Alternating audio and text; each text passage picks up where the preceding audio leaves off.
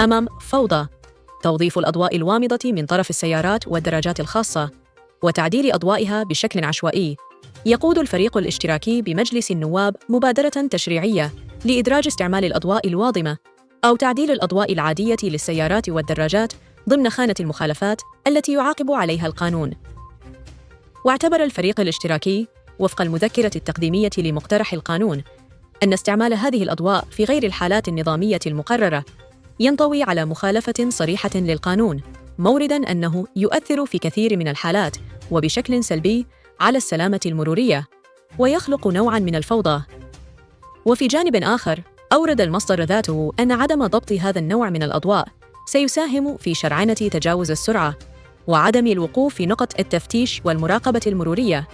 وبالتالي شرعنة تجاوز القانون. واقترح الفريق الاشتراكي أن يتم تعديل المادة 185 من مدونة السير بإدراج تجهيز المركبات والدراجات النارية والدراجات ثلاثية العجلات ذات محرك والدراجات رباعية العجلات ذات محرك بأضواء قوية معدلة، وتجهيز المركبات الخاصة بأضواء وامضة ضمن خانة المخالفات من الدرجة الثانية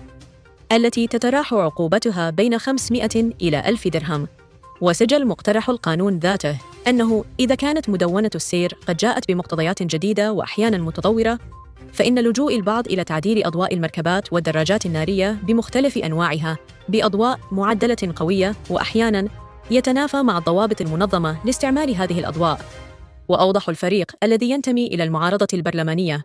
أن شيوع استعمال أضواء معدلة وقوية أضحى بشكل متزايد يثير الكثير من الجدل بين أعوان المرور وهذه الفئة التي تعمد إلى خرق القانون، وما يعني ذلك من تأثير على مستعملي الطريق، وهو نفس الأمر بالنسبة لمستعملي الأضواء الوامضة. وأشار برلمانيو